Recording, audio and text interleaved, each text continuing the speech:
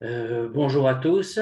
Nous allons réfléchir à un sujet qui est vraiment au centre des préoccupations actuelles, puisque c'est entre Rosh Hashanah et Yom Kippour, et cette réflexion est donc dédiée à l'élévation de l'âme, comme on l'a dit, de Rav David Nakash, fils de Hanoun, et donc de Cédric, fils d'Edmond. Alors, c'est un sujet en réalité très important, pas seulement parce qu'il est d'actualité, parce que vous savez que nous sommes donc en début d'année juive. L'année 5783 vient de commencer à Rosh Hashanah. Et donc, nous nous dirigeons maintenant vers le Yom Kippour qui a lieu mercredi prochain. Il y a ici une période très spéciale. Cette période très spéciale dans le calendrier porte un nom. On l'appelle Aseret Yemei Tshuva, les 10 jours de Tshuva ou 10 jours de repentir, si l'on veut. On va s'empresser de définir les termes que je viens d'employer. Quand on parle de Tshuva et qu'on le traduit tout à fait légitimement par la notion de repentir en français, c'est vrai dans toutes les langues de traduction d'ailleurs, on commet évidemment une erreur. C'est tout le problème de tous les traducteurs et de toutes les traductions du monde. On commet une erreur. La notion de repentir implique une notion forte de regret. Or, le mot tchouva n'a jamais impliqué une telle notion. Le mot regret en hébreu dans le sens du repentir existe en effet, mais c'est un autre mot. Le mot en question, c'est charata, très spécifiquement regretter, et donc se repentir. Le mot tchouva ne s'apparente absolument pas à cette famille-là. Le mot tchouva vient du mot la chouve, revenir. L'idée de tchouva, ce n'est pas l'idée de regret, c'est l'idée de retour. Alors, ces 10 jours dont on nous parle maintenant, entre Rosh Hashanah et Yom Kippour, comme on l'a dit, ce qui les caractérise, c'est précisément une idée de retour. Mais de retour à quoi? Bien sûr, de retour à soi, mais aussi et surtout de retour à Dieu lui-même. Autrement dit, nous sommes en train d'indiquer ici qu'il y a un retour à Dieu possible maintenant parce que Dieu s'est rapproché de nous. On va essayer de replacer cette notion-là en perspective. Alors, vous l'avez remarqué d'ailleurs, on parle de 10 jours de Tchouva, donc, et ces 10 jours de Tchouva, nous dit-on, c'est entre Rosh Hashanah et Yom Kippour. Or, vous faites le compte, entre Rosh Hashanah et Yom Kippour, il n'y a pas 10 jours, il n'y en a que 7. En fait, quand nos sages, l'expression vient d'eux, quand nos sages parlent de 10 jours de Tchouva, ils incluent dans leur décompte et les 2 jours de Rosh Hashanah en tête et le jour de Yom Kippour lui-même en conclusion. Pourtant, ils nous disent, définissant les 10 jours de Tchouva, ce sont les jours qui sont entre Rosh Hashanah et Yom Kippour, comme par une sorte d'erreur de décompte. Ce ne sont pas les jours qui sont entre, ce sont les jours qui sont entre les deux, plus les deux pôles eux-mêmes. Il faut comprendre tout cela. Ça semble nous indiquer quelque chose d'important. C'est qu'il y a dans Rosh Hashanah et dans Yom Kippour des notions différentes. Rosh Hashanah et Yom Kippour sont bien sûr des jours de tchouva, de retour à Dieu. C'est bien comme ça qu'ils sont vécus d'ailleurs dans la pratique concrète du judaïsme, et c'est comme ça qu'ils sont étudiés et compris, mais pas seulement. Pour comprendre de quoi nous parlons, nous allons d'abord essayer de définir Rosh Hashanah, puis nous allons essayer de définir Yom Kippour, ce qui nous permettra de comprendre à la fois la tchouva et la puissance des jours que nous vivons en ce moment. Qu'est-ce que c'est que Rosh Hashanah? Tout le monde le sait, on a l'habitude de le dire, c'est le premier jour de l'année, c'est entre guillemets le jour de l'an juif, ce qui n'a bien sûr rien à voir avec la réalité profonde de la fête. Si vous regardez les textes, vous verrez que Rosh Hashanah est qualifié de jours, enfin, d'abord caractérisé par une cérémonie très particulière, la sonnerie du chauffard, cette corne de bélier. Alors, corne de bélier est très évocatrice. On sonne en effet d'une corne de bélier pendant la fête, chacun des 2 jours. Et nos sages nous disent, à quoi cela sert-il? Eh bien, nous couronnons Dieu comme notre roi. L'enjeu est très important. L'enjeu est important parce que il nous est enseigné qu'en réalité, Dieu donne la vitalité au monde. Et quand il décide de la donner au monde, il la donne pour 1 an, pour 1 année. Autrement dit, chaque Rosh Hashanah, Dieu renouvelle la vitalité qu'il donne à l'univers. Alors bien sûr, la vitalité en question est absolument nécessaire. C'est elle qui nous permet d'exister. C'est elle qui nous fait parvenir à la vie. Et Dieu la renouvelle. Pourquoi Dieu renouvelle-t-il l'univers?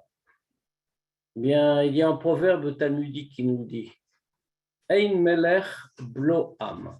Il n'existe pas de roi sans peuple. Le peuple, entre guillemets, si l'on peut dire, de Dieu, c'est l'humanité.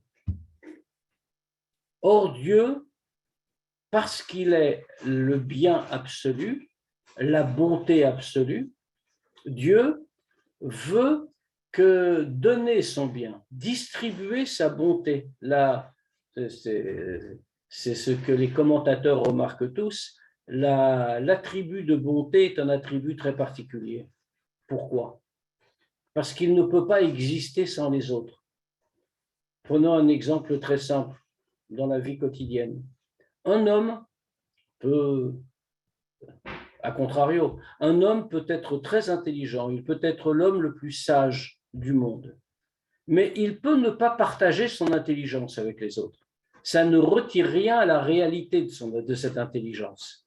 On fait dommage pour le monde entier, bien sûr. On aura perdu quelque chose qu'on aurait pu avoir. Mais l'intelligence est malgré tout présente. En revanche, imaginons un homme qui affirme qu'il est bon, mais qui ne manifeste jamais sa bonté, qui se contente de rester chez lui en se répétant très sincèrement « je suis bon ». Bien, cet homme-là, en réalité, n'est pas bon. Parce que la bonté n'est pas quelque chose qui existe pour soi-même, c'est par nature quelque chose qui existe pour les autres. Dieu, dans sa bonté, puisqu'il est la bonté ultime, il est, nous dit-on, comme je le citais tout à l'heure, le bien absolu, veut exprimer cette bonté. Et pour cela, il crée l'univers. L'univers, la création, est un acte de bonté en soi. Et donc, il donne la vie à l'univers. Et il la donne pour toute l'année qui vient de commencer maintenant. Qu'est-ce que cela veut dire? Cela veut dire que lorsque nous arrivons à la veille de Rosh Hashanah, chaque année, la vitalité donnée pour l'année est écoulée. Il n'en reste plus que ce qui est strictement nécessaire au monde pour continuer d'exister jusqu'au lendemain, jusqu'au moment justement où l'on sonnera du chauffard. Bon, rassurons-nous, ce que nous avons fait lundi et mardi. C'est-à-dire qu'à ce moment-là, bien, Dieu demande. Et c'est d'ailleurs une idée qui traverse à peu près toute la liturgie de Yom Kippur, de Rosh Hashanah, qui est « Couronnez-moi comme votre roi ». Comme le roi, il n'y a pas de roi par essence. Un roi est reconnu comme tel par un peuple. Bien, Dieu doit être reconnu comme le roi par son peuple, c'est-à-dire par littéralement tous les hommes, toute l'humanité. Et comment couronne-t-on Dieu? C'est le Talmud qui le précise, même si l'ordre est dans le texte même de la Torah. Comment couronne-t-on Dieu? On le couronne au son du chauffard. Très étonnant, n'est-ce pas? Parce que faire de Dieu le roi de l'univers, c'est ainsi que nous le déclarons. Eh bien, la sonnerie du chauffard semble quelque chose de très primitif en réalité dans un tel cadre. C'est une fête de couronnement d'une certaine manière, si on compare ça avec les usages humains. C'est une fête de couronnement. On aurait attendu quelque chose de plus sophistiqué que la musique du chauffard, qui est sans doute l'instrument de musique le plus primitif qui existe. Simple corne de bélier dont on ne peut pas tirer beaucoup de modulations, pas très harmonieuse, qui est plus un cri qu'une musique. La corne de bélier ici nous rappelle quelque chose. Ce n'est pas pour rien qu'elle est là. Justement, le cri inarticulé, c'est le cri qui vient du cœur. C'est celui qui n'a pas de structure encore, qui est le pur appel d'une essence à une autre essence. Et la corne de bélier évoque le sacrifice d'Isaac. Vous vous souvenez, Isaac qui a failli être sacrifié par son père Abraham. Dieu le retient au dernier moment. Et qu'est-ce qui lui est substitué en tant qu'offrande à Dieu? Un bélier lui est substitué. Le chauffard évoque aussi ce bélier-là, c'est-à-dire cette soumission totale, ce dévouement fait à Dieu de la totalité de son être. Pour cette raison-là, eh bien, quand nous nous dévouons ainsi à Dieu, alors nous lui disons, recrée, continue de créer le monde, sois notre roi. Et il est essentiel que Dieu accepte. Il y a un vrai enjeu, il y a un vrai combat spirituel qui se mène dans ces jours de Rosh Hashanah. Parce que nous disons à Dieu, il faut que tu acceptes, il faut que tu continues. Nous le lui demandons, nous, dans la fête de Rosh Hashanah, nous, peuple juif, d'une certaine manière, au nom de tous les hommes. Il faut que tu continues de créer le monde. Donc Dieu, puisque nous sommes encore présents ici et même réunis, Dieu nous a donc écoutés une fois de plus et a donné la vitalité au monde pour toute l'année qui commence. Donc vous le voyez, Rosh Hashanah, avant d'être l'idée du retour à Dieu, est l'idée de son couronnement. C'est le premier sens du jour. Passons à Yom Kippour. Qu'est-ce que c'est que Yom Kippour? Yom Kippour, alors là aussi, bien sûr, on l'a vu, on l'inclut dans les jours de Tchouva, dans les 10 jours de retour à Dieu. Mais il y a autre chose dans Yom Kippour. Il y a un autre sens, premier, qui est le sens du rachat de toutes les fautes. Vous vous souvenez, quand on regarde les rites qui se déroulaient dans le temple de Jérusalem, à l'époque où il se dressait sur sa colline, le jour de Yom Kippour était le seul jour de l'année où on entrait dans le Saint des Saints, cette pièce la plus intérieure du temple dans laquelle se trouvait l'Arche d'Alliance contenant les tables de la loi. Ce Saint des Saints, cette pièce, était l'endroit le plus saint du monde. Correspondait grosso modo avec le sommet de la colline. Et c'était, nous dit-on, l'endroit par lequel Dieu avait commencé la création. C'est un endroit où l'essence de Dieu apparaissait constamment. Le jour du Yom Kippour, nous étions au jour le plus saint de l'année. Nous y sommes toujours, d'ailleurs, quand arrive Yom Kippour. Autrement dit, l'espace le plus saint, le Kodesh HaKodashim, le Saint des Saints. Le temps le plus saint, le jour de Yom Kippour, et qui entrait uniquement le Kohen Gadol, le grand prêtre, l'homme le plus saint, c'est-à-dire dans les 3 domaines de la création, l'espace, le temps et l'être humain, nous étions parvenus au degré le plus élevé de sainteté. Et nous les réunissions tous les 3. Bien sûr, aujourd'hui, les choses ont changé. Il n'y a pas de Kodesh HaKodashim, il n'y a pas de Kohen Gadol, mais la notion spirituelle est toujours présente. Ce jour-là est le plus saint. Ce qui veut dire que nous parvenons à un degré de sainteté qui entraîne quasi automatiquement l'effacement de toutes les fautes. Au point d'ailleurs que le Talmud ouvre toute une discussion. De dire, mais qu'est-ce qui fait qu'on rachète les fautes à Yom Kippour? Qu'est-ce qui fait que les fautes soient effacées? Eh bien, nous dit-on, c'est l'essence même du jour qui efface les fautes. La grandeur du jour est telle que les traces spirituelles des fautes ne peuvent pas subsister. Donc, vous le voyez, là aussi, on est loin de la notion de tchouva, en réalité. On est loin de la notion de retour à Dieu. Parce que chacun de ces jours est comme un pôle. Maintenant, il faut faire le pont entre eux. Ce pont, c'est la semaine qui, elle, est consacrée entièrement à l'idée de tchouva, donc à l'idée de retour. Pourquoi?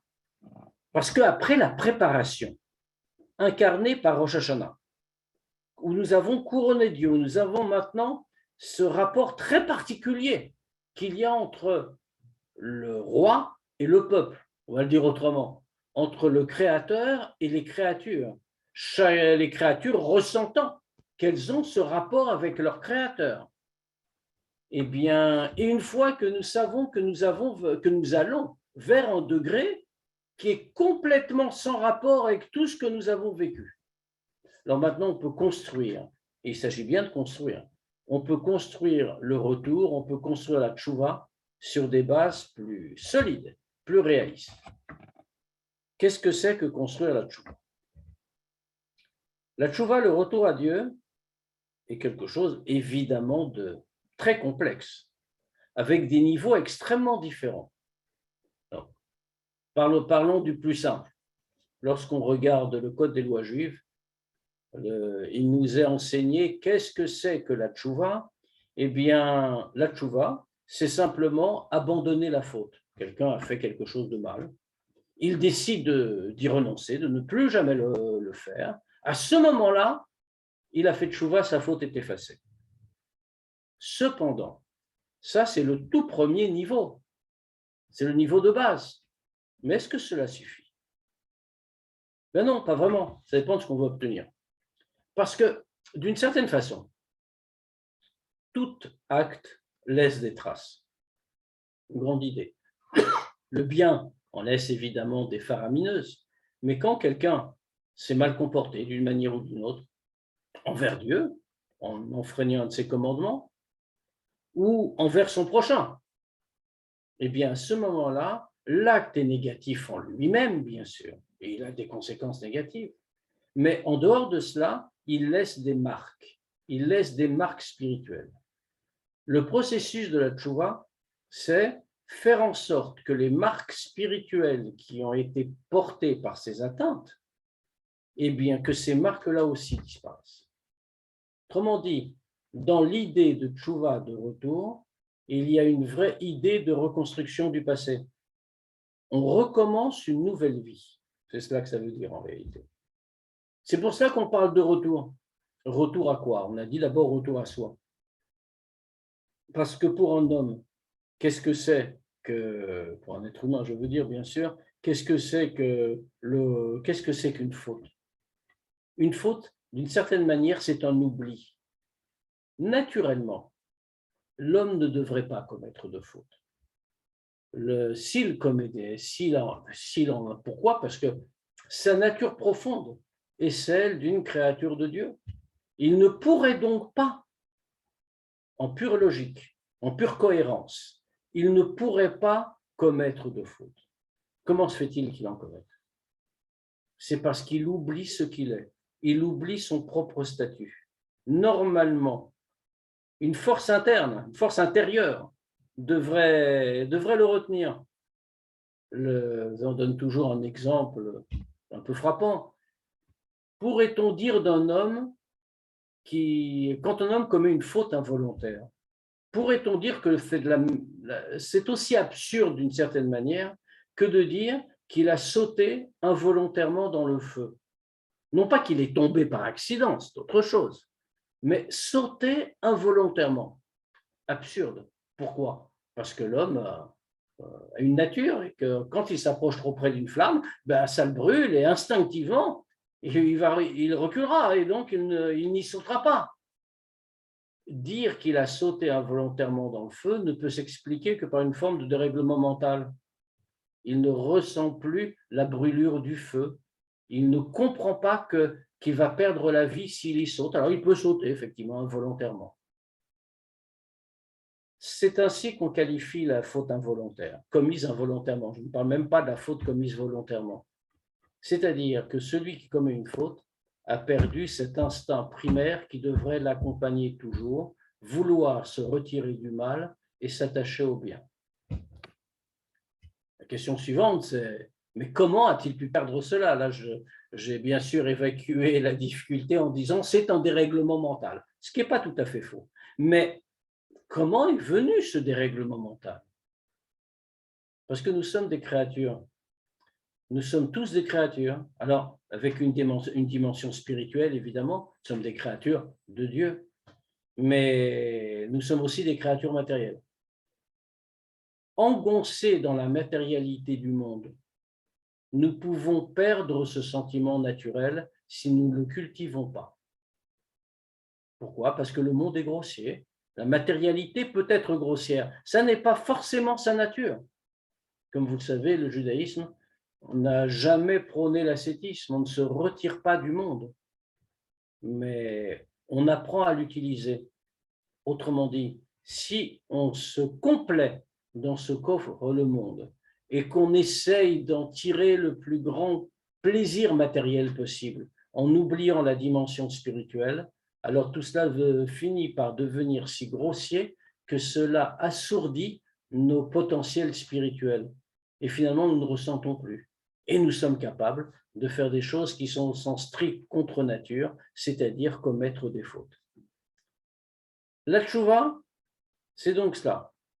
C'est donc tout rétablir, retourner à soi, c'est-à-dire retourner à ce que l'on est vraiment, en déchirant le voile, et en cessant de croire que tout est normal dans une situation comme celle-là, en comprenant que notre rôle n'est pas là.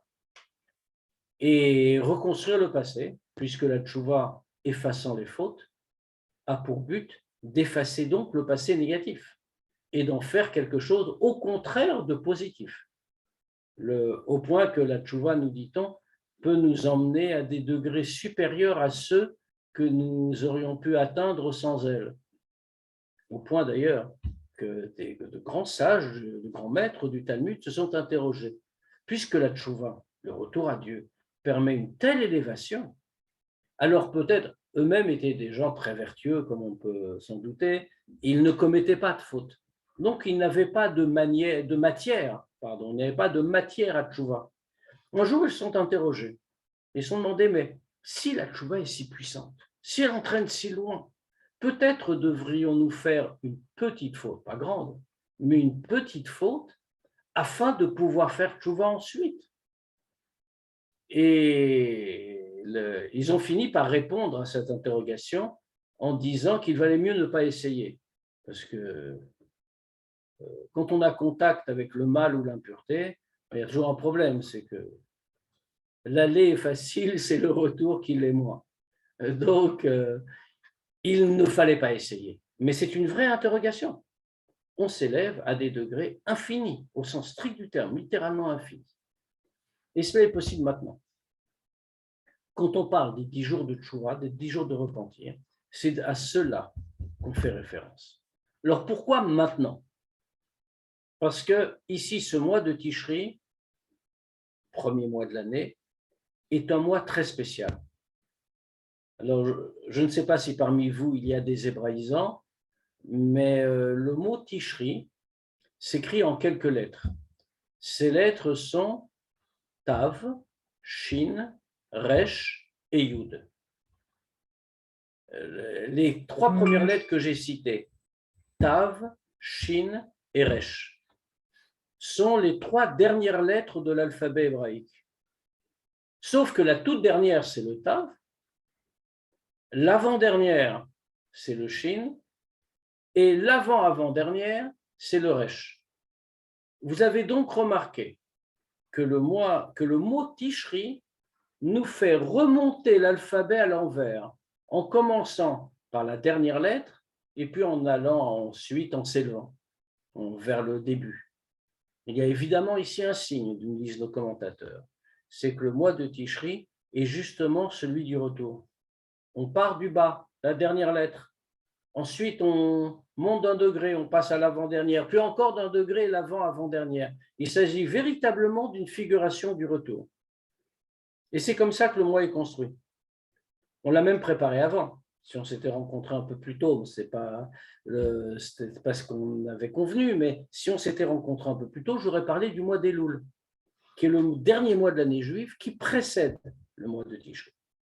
Bon, je ne vais pas en parler parce que ce n'est pas le sujet d'aujourd'hui, mais en un mot, ce mois de Elul est un mois de préparation aux fêtes de Tishri. C'est un mois justement où, pour reprendre une métaphore célèbre, le roi, Dieu, est descendu dans les champs.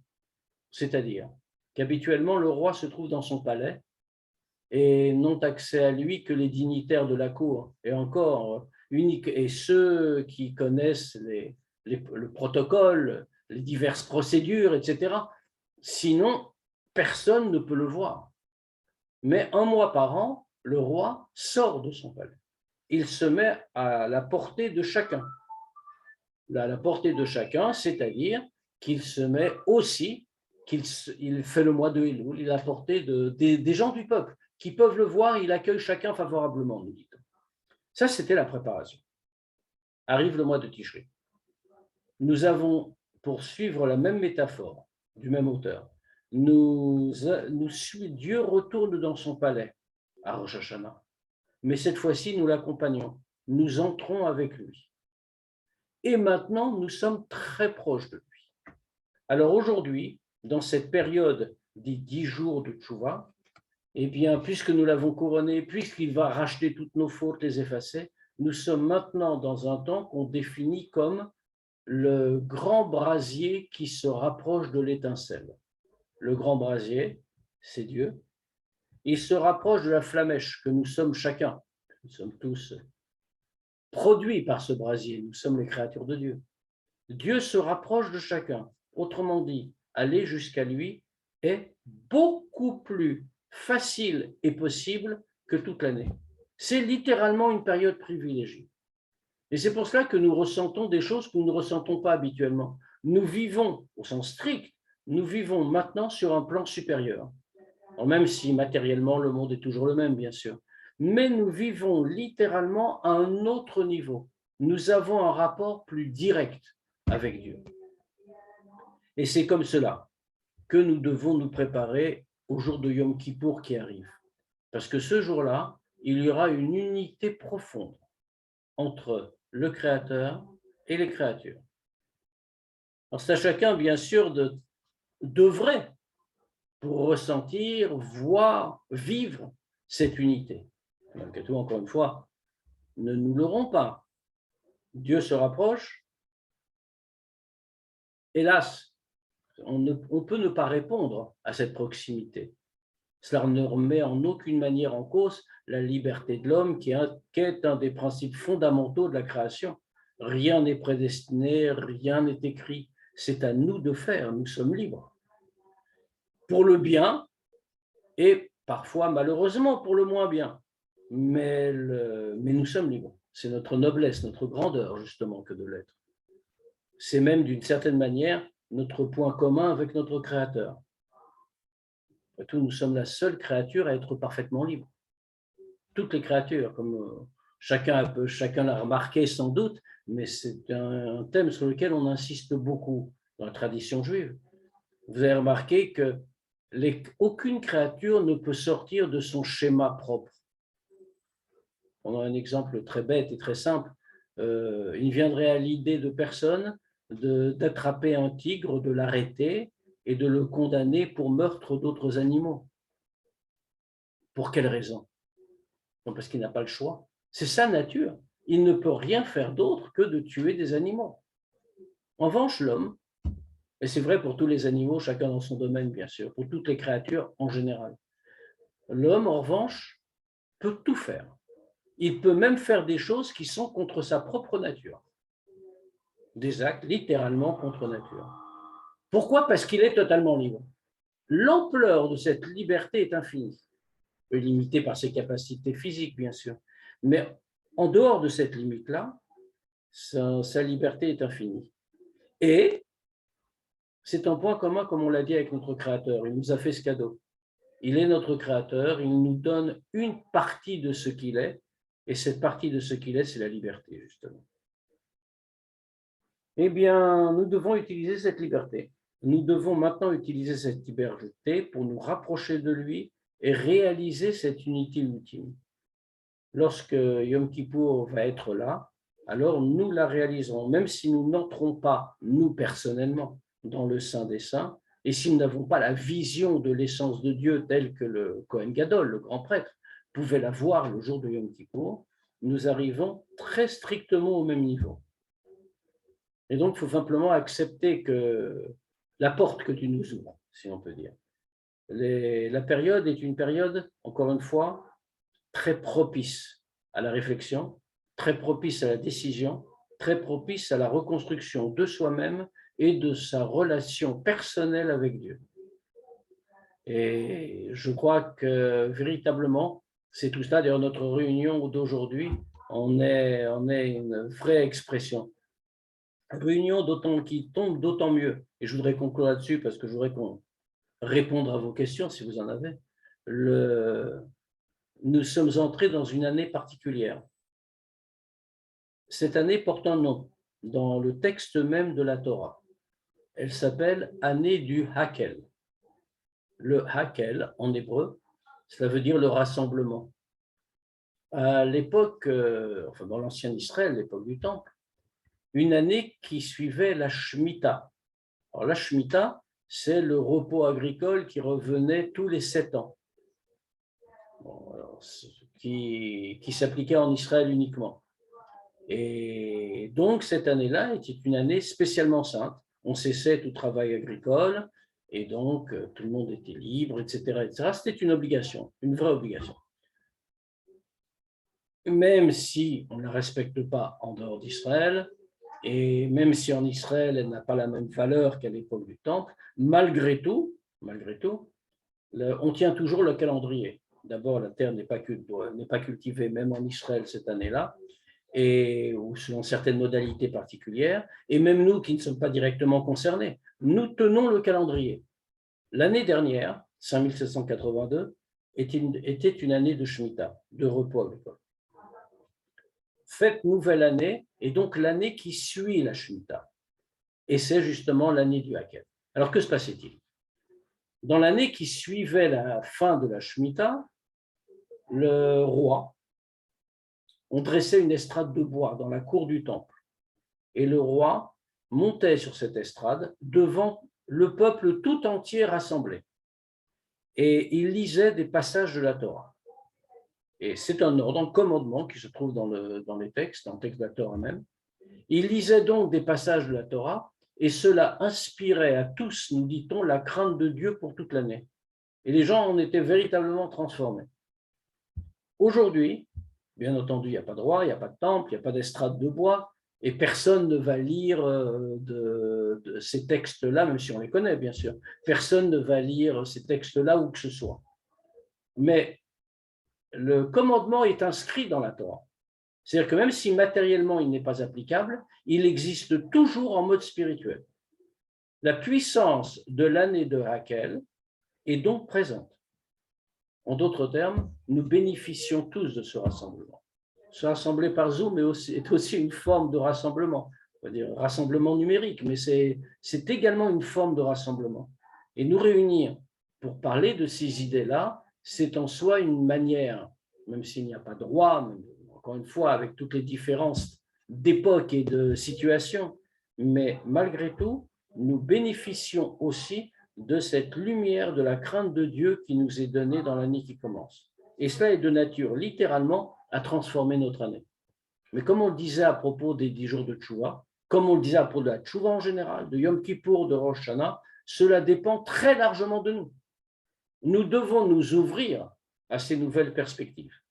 En nous ouvrant à ces nouvelles perspectives, nous savons que maintenant nous avons un potentiel supplémentaire, celui de l'année de Hakel, et toute cette année sera marquée par la notion de Hakel, le rassemblement de tous pour un service de Dieu empli davantage d'enthousiasme et de crainte au bon sens du terme, Quand je dis crainte de Dieu, surtout ne traduisons pas par peur de Dieu.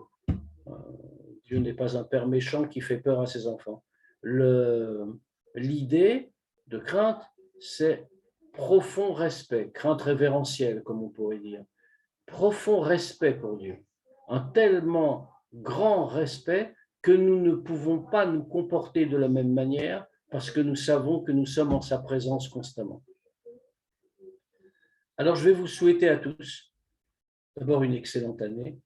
Et puisque Dieu juge les hommes en ce moment, tous les hommes et toutes les femmes, bien sûr, alors je vais souhaiter son vœu traditionnel que nous soyons tous inscrits et signés, scellés dans le livre de la vie pour une année bonne et douce. Et je vais vous laisser la parole parce que ce n'est pas juste que je parle tout seul. Voilà, si vous avez des questions, on peut y répondre. Il nous reste une vingtaine de minutes. Je viens poser une question. Merci Raph pour votre enseignement. Vous disiez que Kippour, c'était le jour le plus saint de l'année. Est-ce que vous pourriez expliquer la notion de sainteté dans le judaïsme, s'il vous plaît?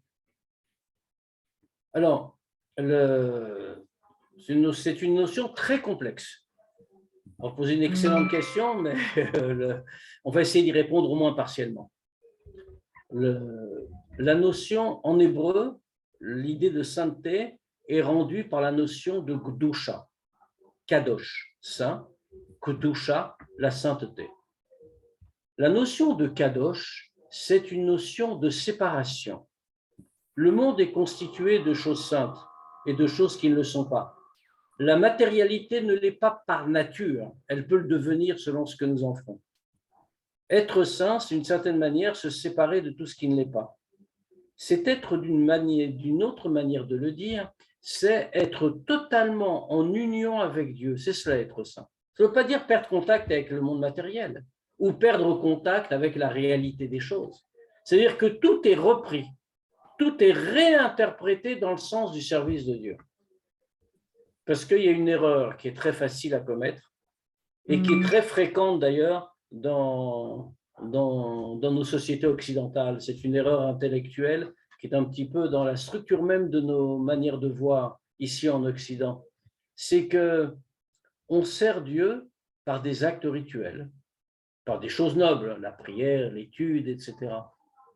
Mais quand on fait cela, alors on n'a pas atteint le niveau de sainteté. Pourquoi? Parce qu'on a limité notre rapport avec Dieu à des actes spécifiques. Ça veut dire que si on limite la relation à Dieu à la prière, à l'observance de tel ou tel commandement ou telle pratique, à l'étude des textes, etc., on a limité notre relation à lui au minimum de la journée en réalité. Être lié à Dieu, c'est lui être lié 24 heures sur 24. Quoi que l'on fasse. Prenons un exemple très simple. Quand je marche dans la rue, est-ce que je ne sers pas Dieu? Quand je mange, est-ce que je ne sers pas Dieu? Quand je vais à mon travail, quel que soit le travail, je ne parle pas de quelqu'un qui a une fonction religieuse quelconque. Je vais à mon travail tout à fait profane. Est-ce que je ne sers pas Dieu? C'est-à-dire qu'on exclut Dieu des 3/4 de la vie. La sainteté, c'est le réintroduire partout. Prenons un exemple très simple. Allez, un exemple volontairement naïf. Je m'achète une paire de chaussures. Qu'est-ce que j'ai fait? Rien, en réalité. J'ai fait un acte profane, quotidien. J'ai besoin de chaussures pour marcher. Bon, ben, je m'achète des chaussures. Ces chaussures, je peux les utiliser à des tas de choses différentes. Je peux les utiliser, par exemple, à aller faire des choses immorales. Je vous laisse le soin de choisir laquelle. Mais je peux les utiliser à aller faire une chose immorale. Il n'y a pas que la chose immorale qui était grave dans cette affaire. Bien sûr, c'était l'origine, c'était le plus grave. Mais qu'est-ce que j'ai fait? J'ai utilisé quelque chose que Dieu m'a permis d'avoir, les chaussures. Je les ai utilisées pour accomplir cet acte immoral. De cette manière-là, j'ai rabaissé ce que représentent spirituellement les chaussures, parce que toute chose matérielle a d'abord une existence spirituelle. Je ne les ai pas fait entrer dans le cadre du service de Dieu. Imaginons au contraire que j'utilise ces chaussures pour aller faire du bien. Je vais aller aider un pauvre, je vais lui apporter à manger, ou toute autre chose positive. À ce moment-là, je n'ai pas fait que faire du bien. J'ai élevé le degré auquel se réfèrent les chaussures en question. Elles ont changé de nature. Elles sont devenues un élément du service de Dieu. La sainteté, c'est cela, c'est rechercher partout l'usage saint que l'on peut faire de chaque chose, puisque chaque chose est faite pour cela en réalité. Le Talmud nous dit « Dieu n'a rien créé en vain ». Tout ce qui existe dans le monde a une utilité pour son service. Simplement, c'est à nous de la développer. C'est à nous de la faire apparaître. Et alors, on a atteint véritablement la sainteté, c'est-à-dire l'union avec Dieu.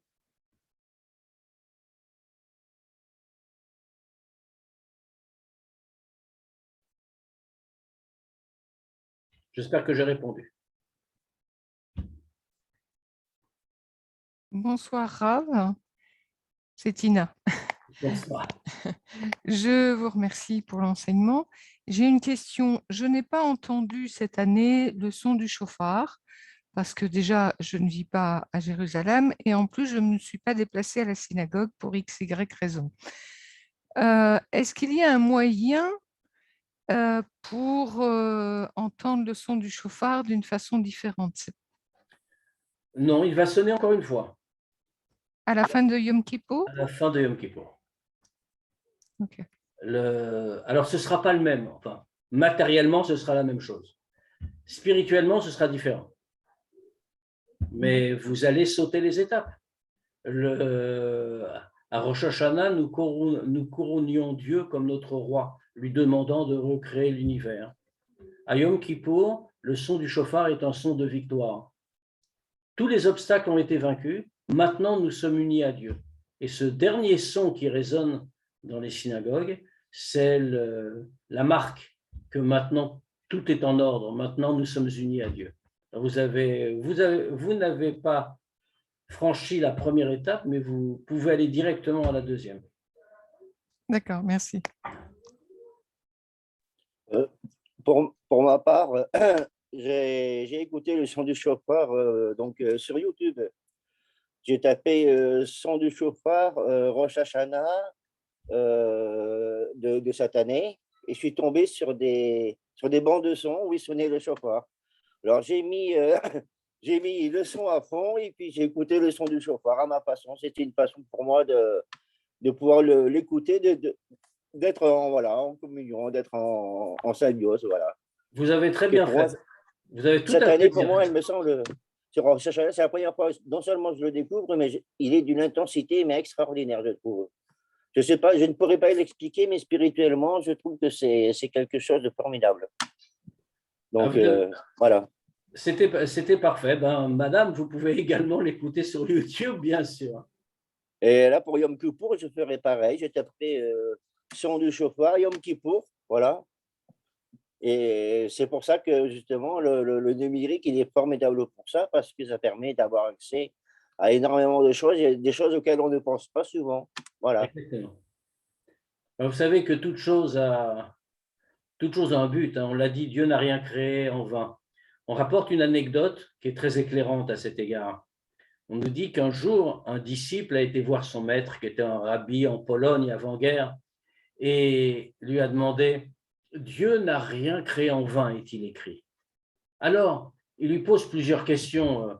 Alors, on est avant-guerre, c'est la grande époque des nouvelles découvertes, le monde change. Il dit « À quoi sert le téléphone ?» C'est une invention nouvelle. Et alors le maître, le rabbi en question, répond à son disciple, il dit le téléphone, mais grâce à cela, tu peux donner un cours de Torah à quelqu'un qui se trouve très loin de toi, qui n'aurait jamais pu venir à toi. Ah, très bien. Donc, le chemin de fer, à quoi ça sert? Eh bien, pareil, de lui répondre, le chemin de fer, eh bien, ça permet que si tu peux aider quelqu'un, mais auparavant, tu ne pouvais pas parvenir jusqu'à lui. Maintenant, il n'y a plus aucune distance. Tu montes dans un train, tu y vas et tu peux aller l'aider. Alors, il pose comme ça une série de questions sur ce type d'invention. Et à la fin, question suprême, le disciple demande « Et l'athéisme, à quoi ça sert ?» C'est nouveau en ce temps-là. Hein. On est en Europe centrale, on est avant-guerre. Tout le monde croit en Dieu. C'est l'athée qu'on désigne comme tout à fait extraordinaire. Et non, l'athéisme, à quoi ça sert? Et le maître lui répond, c'est très simple. C'est avant, quand quelqu'un venait te demander de l'aide, tu pouvais lui répondre, Dieu t'aidera, Dieu te bénira, tout ira bien. Maintenant, quand quelqu'un vient te demander de l'aide, tu ne peux plus lui dire ça. L'athéisme est passé par là, tu es obligé de l'aider tout seul. Pour le coup, j'ai une question par rapport aux gens qui sont allés trop loin dans l'impureté, donc qui ont commis beaucoup de fautes, donc qui ont perdu toute sensibilité spirituelle. Ils peuvent faire comment pour revenir en arrière? C'est tout, oui. C'est tout le secret de la tchouva. C'est tout le secret du retour à Dieu. C'est justement ce qu'on était en train de dire. C'est que, effectivement, la multiplication des fautes multiplie l'impureté, multiplie l'incapacité de ressentir normalement les choses. Mais tout peut être enlevé. C'est un pouvoir véritablement infini que celui de la tchouva. C'est-à-dire, en commençant par le premier degré, bien sûr, en décidant d'arrêter tout comportement négatif ou tout comportement immoral. Donc, pas tout faire d'un coup, en choisissant celui qu'on arrêtera, par exemple. Et en n'y revenant plus. Eh bien, c'est en soi un progrès. Ce progrès-là fait que petit à petit, on retrouve cette sensibilité, parce que cette sensibilité-là est naturelle dans chacun. N'oublions pas que nous avons tous, autant que nous sommes, des capacités extraordinaires, parce que nous sommes des créatures divines. En tant que créatures divines, nous pouvons tout réussir. Rien ne nous retient. En fait, c'est nous-mêmes qui nous retenons. Nous sommes prisonniers de nous-mêmes. La tchouva, c'est se libérer de tout ça. Et en fait, nous avons, parce que la situation est véritablement complètement incohérente et absurde. Nous nous enchaînons nous-mêmes, nous avons les clés pour nous libérer dans la main, et malgré cela, nous n'utilisons pas cette clé.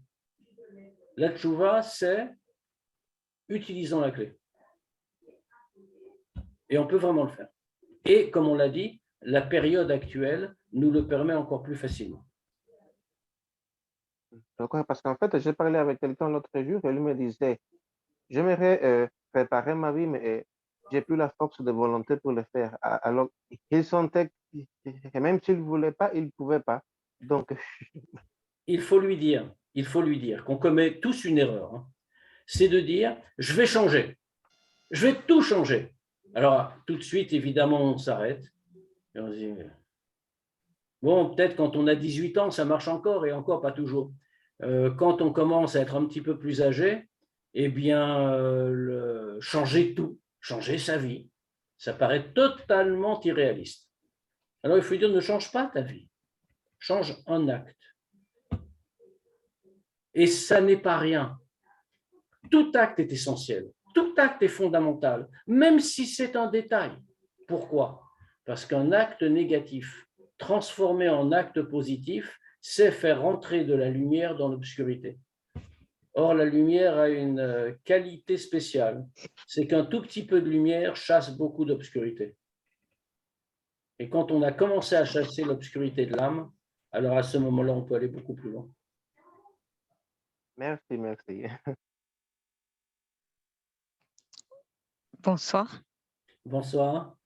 Oui, effectivement, alors ça fait quand même, je trouve que c'est très intéressant, hein, cette idée plutôt de retour, parce qu'effectivement, moi, c'est le sentiment que j'ai eu par rapport à mon vécu, que Hachem, clairement, fait en sorte qu'on revienne vers lui. Alors, ça peut être des choses tout à fait banales, hein, même comme des questions qu'on se pose au fur et à mesure, les réponses à nos questions. Mais c'est vrai que c'est assez parlant et c'est intéressant de pouvoir avoir quelques jours comme ça dans l'année où on remet un petit peu en cause notre vie. Par contre, je me posais une question. Rosh Hashanah, c'est une fête qui est fêtée depuis combien d'années par le peuple juif? Ah, depuis toujours. Ça fait partie des grandes fêtes qui ont été fixées par le texte même de la Torah. Oui, c'est Yom Teruah, c'est ça dans la Torah, je crois. Exactement, exactement. Le jour de la sonnerie. 3, c'est la sonnerie du chauffard. Ah, d'accord. Ok. Oui, parce que c'est ce qui me semblait qu'aujourd'hui, bon, c'était ça. Après, ça a toujours simple parce que le nouvel an dans la Bible, c'est normalement le premier Nissan, si je me trompe pas. Tout à Et, fait. et du coup, ça fait qu'on a 2 nouvel an, mais comment c'est Oh, possible en fait? on en a même 4. Ah, Le- oui, avec le nouvel an des arbres, effectivement. Et il y a aussi le nouvel an de la dîme, où on apportait la dîme à l'époque du temple. Il y en a donc 4 qui sont fixés par la Torah orale. Et Rosh Hashanah, c'est un nouvel an, comme son nom l'indique. Rosh Hashanah, tête de l'année, début de l'année. C'est un nouvel an. Nissan est le nouvel an pour le déroulé des mois dans la Torah. Mm. Maintenant, le Rosh Hashanah, Tishri, est le nouvel an pour la création du monde. Ne l'oublions pas, le jour de Rosh Hashanah a été fixé à cette date-là parce qu'il correspond, dans le récit biblique, au 6e jour de la création. C'est-à-dire que c'est le jour anniversaire de la création de l'homme. L'homme étant l'élément central. C'est lui qui fait avancer les choses. C'est lui qui spiritualise le monde. Eh bien, pour cette raison-là, ce Rosh Hashanah ici est l'anniversaire de la création en réalité. Les nombres des années du monde, en 5783, se décomptent à Rosh Hashanah et non pas au premier du mois de Nissan. D'accord.